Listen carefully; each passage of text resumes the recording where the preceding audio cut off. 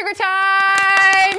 Hey everyone, I'm Sam Shocker. Thanks for tuning in. We have a really good show today. I'm a huge fan of our guests. I'm so excited. So without further ado, our co-host today, our very own Brie Esrig. You can subscribe to her YouTube channel at Brie Esrig. First time in the Pop Trigger studio, AFI frontman Davey Havok is here. Woo! Also of Extremist and Black Audio, an author of a really cool pop culture book called a novel called Pop Kids. Stay tuned for his interview. You guys are going to eat it up. And of course, Brett Ehrlich. You guys can check him out on Viral Video Film School. And also, do you know when your year-end review? December 23rd on ABC at 8 o'clock or 9 o'clock. Yes, starring Robin time. Robertson, and we're going to do the year. And you can catch me live at 6 p.m. Pacific, 9 Eastern on Dr. Drew on Call on HLN. And then this Sunday on CNN. I don't know what time, but tune in. All right, let's get to know our guests a little bit more, shall we? Ooh. Davey's on the hot seat. So Davey, I, of course, grew up listening to AFI. You know that, because Brie and I recently met Davey at Loveline, and I freaked out when you were the guest because I listened to AFI growing up. That's really cool. So AFI, if people aren't familiar with AFI, please check them out. But they've been around for, what, 20 years? 24 years. We started in 1991. Wow. So what is the secret to the longevity of being in a band that's over 20 years now? We tend to have very similar goals. We have a lot of similar influences. We've switched members. I mean, we're not the original lineup. The lineup that began in 1991 had two different members. How old were you at the time? 5.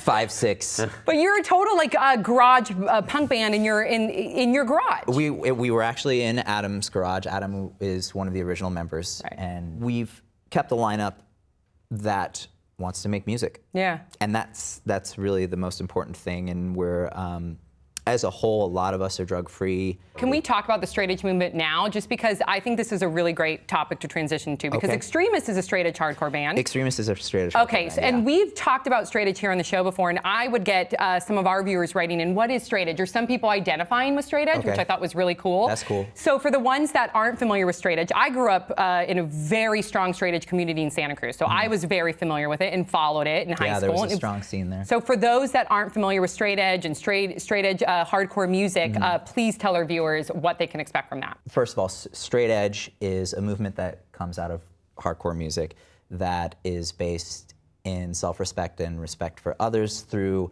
the abstinence of and opposition to drug use. Yes. Opposition to drug use. Right. To differentiate between being simply sober or drug-free. It is confrontational. And it came out of the DC hardcore scene in the early 80s. Minor Threat, Ian MacKaye, who I love. Teen Idols, State of Alert, a lot of DC straight edge hardcore bands, and I mean, I could talk about that movement for quite a long time. There are different generations of it. There's the youth crew scene that came in the mid to late 80s, and then the vegan straight edge that came in the early 90s.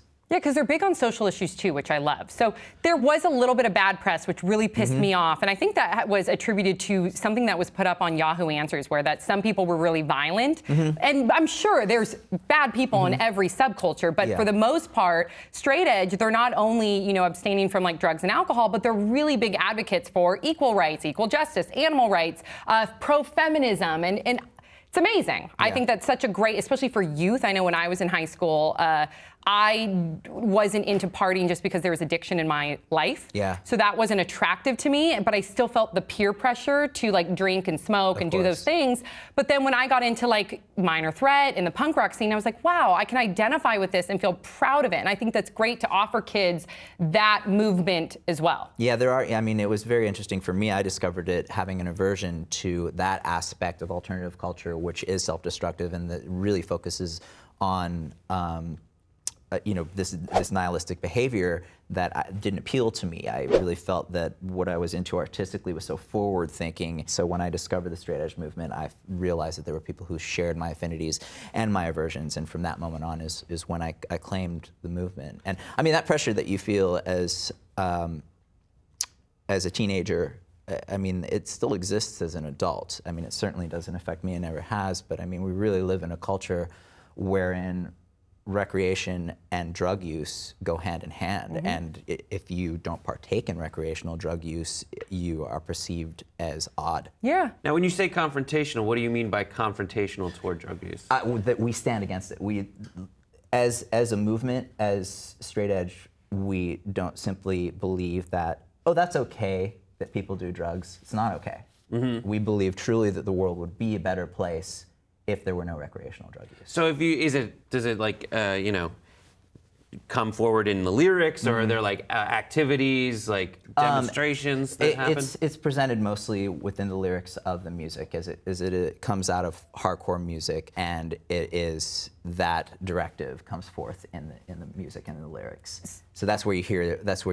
So in Extremist is it you just launched the very first album for Extremist just last month, right? Yeah, November. November. And Steve Aoki put it out. Steve, who was a part of the hardcore scene growing up, and that's how we met. There was a house in Santa Barbara called the Pickle Patch that all the hardcore kids would stay at. Do you know the Pickle Patch? No, I love What she likes. She loves the sound. I do too. There were a lot of pickles everywhere. Oh my God, Really? I love it. Making I wanna pickles? go. No, there were no pickles. And they're performing, you cool, guys, though. is Extremist performing at the Roxy on January 28th? Correct. Oh my God, so Southern California fans, you guys can go to the Roxy January 28th to see Extremist. We're gonna be there, I'm definitely gonna be there, I cannot wait. Fantastic. Yeah.